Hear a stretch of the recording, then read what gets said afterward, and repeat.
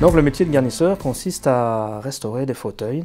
Deux façons de faire, une façon traditionnelle en crin, comme il y a des décennies qu'on le fait, comme les anciens le faisaient, ou une méthode plus moderne en mousse avec des matériaux plus adéquats à un garnissage contemporain. Les cours de garnissage ici, c'est une 5e, une 6e professionnelle, 16 heures de travaux pratiques, 2 heures de théorie pour le métier et 2 heures de dessin.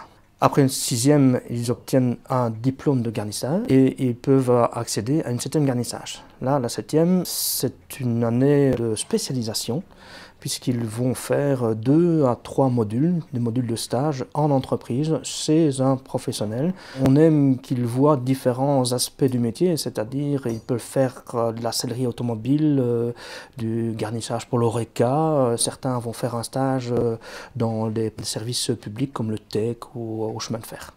Ils ont 4 heures de gestion en 7e et surtout, au bout de la 7e, le CESS. Le matériel du garnisseur, pour s'installer, n'est pas important. Un petit peu de matière première, un petit atelier, éventuellement une machine à coudre, mais on peut démarrer avec un petit budget et commencer à démarrer. Évidemment, si on se lance dans les branches annexes du métier, on va devoir s'investir dans du matériel plus spécifique. Le coût de l'outillage est plus ou moins 250 €. C'est de l'outillage très spécifique au métier. Donc, je veux dire, un peu comme toutes les options, une ébénisterie aussi, ils ont des outils très spécifiques. Mais une fois que le coût est fait, ben voilà, ils peuvent à la limite démarrer avec ce qu'ils ont investi au début de cette année.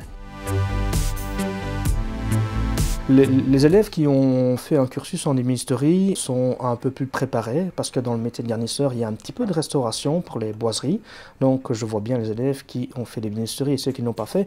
Mais dans l'option ici, il y a un cours de restauration, donc je donne des notions de base d'ébénisterie pour pouvoir restaurer les sièges.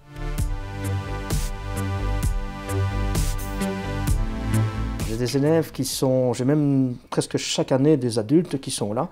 C'est un choix de vie, ils ont parfois envie de changer de métier, d'orientation. Ils viennent suivre ici 2 ans, peut-être 3 ans de garnissage, mais qui viennent de métiers tout à fait différents. J'ai des gens qui ont fait de la comptabilité, des choses comme ça, et qui veulent, pour leur fin de vie, avoir un métier traditionnel et pratique. Certains élèves arrivent ici en 5e, ils sont dispensés des cours généraux, c'est parce qu'à la base, ils ont déjà un diplôme supérieur par rapport à celui qu'on peut leur offrir ici. Donc ils ne vont pas aux cours généraux, ils viennent dans les cours à option, tout simplement.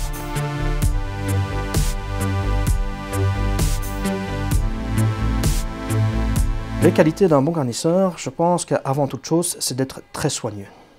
D'avoir un peu le goût pour les couleurs et pour les tissus, c'est important, d'avoir un petit peu de connaissance pour la décoration, hein, conseiller le client ou la personne sur le choix du tissu, la couleur, mais j'insiste sur le soin, c'est très soigneux, c'est un métier qui demande beaucoup de soin.